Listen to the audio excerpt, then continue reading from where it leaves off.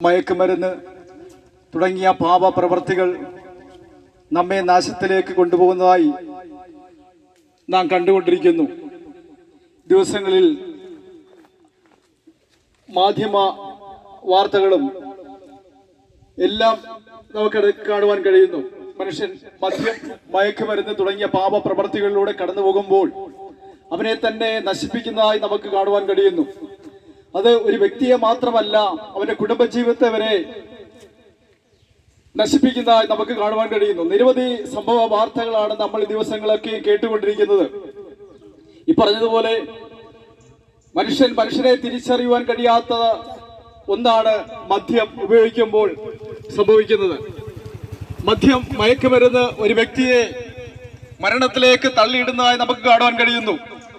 മദ്യം മൂലം അനേക കുടുംബങ്ങൾ ഇന്നും കണ്ണുനീരിന്റെ അവസ്ഥകൾ നമുക്ക് കാണുവാൻ കഴിയുന്നു. ഈ പറഞ്ഞതുപോലെ അപ്പൻ മക്കളെ കൊല്ലുന്ന അവസ്ഥകൾ കാണുവാൻ കഴിയുന്നു.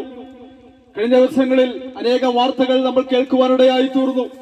മാതാവിനെ കൊല്ലുന്ന അവസ്ഥകൾ, കുഞ്ഞുങ്ങളെ നശിപ്പിക്കുന്നതായ അനുഭവങ്ങൾ നമുക്ക് കാണാൻ കഴിയുന്നു. എന്തുകൊണ്ടാണ്? മദ്യം, മയക്കുമരുന്ന് തുടങ്ങിയ പാപപ്രവർത്തികളിലൂടെ ഇതെല്ലാം സംഭവിക്കുന്നതായി നമുക്ക് കാണുവാൻ കഴിയുന്നു. മനുഷ്യൻ ഇത് കഴിക്കുമ്പോൾ അവരെ തന്നെ നശിപ്പിക്കുന്നതായി നമുക്ക് കാണാൻ കഴിയുന്നു. ലഹരി പദാർത്ഥങ്ങൾ ഉപയോഗിക്കുമ്പോൾ ആ വ്യക്തി സമൂഹത്തിൽ നിന്നും ഒറ്റപ്പെടുവാനിടയായി തീരും. അവരെ കുടുംബജീവിതത്തിൽ നിന്നും അവരെ ഒറ്റപ്പെടുത്തുവാനിടയായി തീരും. നാട്ടുകാരുടെ ഇടയിൽ നിന്നും അവരെ ഒറ്റപ്പെടുത്തുവാനിടയായി തീരും. എന്നാൽ ഇത് അവന്റെ നിരാശയിലേക്കും മരണത്തിലേക്കും നയിക്കുന്നതായി നമുക്ക് കാണുവാൻ കഴിയുന്നു. പിന്നീട് അവരുടെ കുടുംബജീവിതം പോലും നഷ്ടപ്പെടുന്ന, നശിക്കുന്ന ഒരു അനുഭവത്തിലൂടെ നമുക്ക് കാണുവാൻ കഴിയുന്നു. ഇങ്ങനെയുള്ള പ്രവൃത്തികൾ നടന്നുകൊണ്ടിരിക്കുമ്പോൾ അതിന്റെ പിൻപിൽ ഈ പറഞ്ഞതുപോലെ പാപം എന്ന മഹാവിപത്ത് ഒളിഞ്ഞിരിക്കുന്നതായി നമുക്ക് കാണുവാൻ കഴിയുന്നു. കാരണം നമ്മുടെ ശരീരം ദൈവത്താൽ നിർമ്മിക്കപ്പെട്ട, അല്ലെങ്കിൽ നിർമ്മിച്ച ഒരു ശരീരമാണെന്ന് വിശുദ്ധ ബൈബിൾ പരിശോധിക്കുമ്പോൾ നമുക്കവിടെ കാണുവാൻ കഴിയുന്നു. നമ്മളിലാണ് ദൈവം വസിക്കുന്നത്. ദൈവത്തിന്റെ വചനത്തിൽ ഇങ്ങനെ പറയുന്നു: നിങ്ങൾ ദൈവത്തിന്റെ മന്ദിരമെന്നും ദൈവത്തിന്റെ ആത്മാവ് നിങ്ങൾ വസിക്കുന്നുവെന്നും നിങ്ങൾ അറിയുന്നില്ലയോ? ദൈവത്തിന്റെ ആത്മാവിനെ നശിപ്പിക്കുന്നവനെ ദൈവം നശിപ്പിക്കുന്നു എന്ന് തിരുവെഴുത്ത് നമുക്ക് കാണുവാൻ കഴിയുന്നു. എങ്ങനെയാണ് നാം നമ്മെ തന്നെ നശിപ്പിക്കുന്നത്? മദ്യവും മയക്കുമരുന്നും തുടങ്ങിയ പ്രവൃത്തികൾ നമ്മൾ തന്നെ ഉപയോഗിക്കുമ്പോൾ നമ്മുടെ ശരീരങ്ങൾ നഷ്ടപ്പെടുവാനിടയായിത്തീരും. നമുക്ക് ഇന്ന് മരണങ്ങൾ കാണുവാൻ കഴിയുന്നത് അങ്ങനെ തന്നെയാണ്. ഒരു വ്യക്തി തന്നെ ഉപദ്രവിക്കുന്നതും അല്ലെങ്കിൽ അവന്റെ കുടുംബത്തെ നശിപ്പിക്കുന്നതും ഈ മദ്യം, മയക്കുമരുന്ന് തുടങ്ങിയ പാവപ്രവൃത്തികളിലൂടെയാണെന്ന് നമുക്ക് കാണുവാൻ കഴിയുന്നു. നമുക്കറിയാം, അനവധി രോഗങ്ങൾ അല്ലെങ്കിൽ തന്റേതായ കരൾ നശിക്കുന്ന മദ്യപാനത്തിലൂടെ തന്റെ കരൾ ഇല്ലായ്മ ചെയ്യുന്ന ഒരവസ്ഥ നമുക്ക് കാണുവാൻ കഴിയുന്നു. അപ്പൊ തന്നെ നശിപ്പിക്കുന്നതായി നമുക്ക് കാണാൻ കഴിയുന്നു.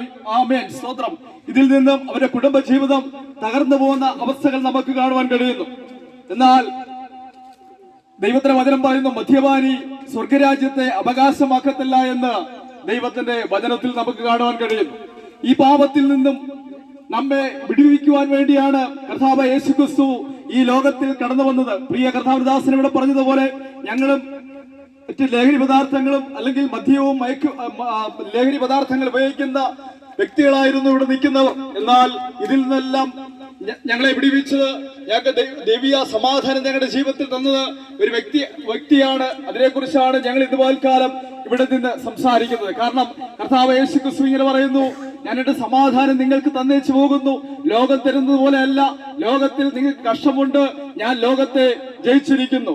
പ്രിയമുള്ളവരെ, ദൈവത്തിന്റെ വചനം പറയുന്നു, അധ്വാനിക്കുന്നവരും ഭാരം ചുമക്കുന്നവരുള്ളവരെ സകലരും എന്റെ അടുക്കൽ വരുവിൻ, ഞാൻ നിങ്ങളെ ആശ്വസിപ്പിക്കാം. കാരണം മനുഷ്യനിൽ നിന്നും സമാധാനം നഷ്ടപ്പെടുമ്പോൾ, സ്വസ്ഥത നഷ്ടപ്പെടുമ്പോൾ അവൻ മദ്യവും മയക്കുമരുന്നും ആശ്രയിക്കുന്നതായി നമുക്ക് കാണുവാൻ കഴിയുന്നു. എന്നാൽ ദൈവത്തിന്റെ വചനം പറയുന്നു, ഞാൻ തന്നെ വഴിയും സത്യവും ജീവനുമാകുന്നു, എന്നിലൂടെ അല്ലാതെ ആരും പിതാവിന്റെ അടുക്കൽ പോകത്തില്ല എന്ന് വിശുദ്ധ ബൈബിൾ നമ്മെ പഠിപ്പിക്കുന്നു. സ്തോത്രം.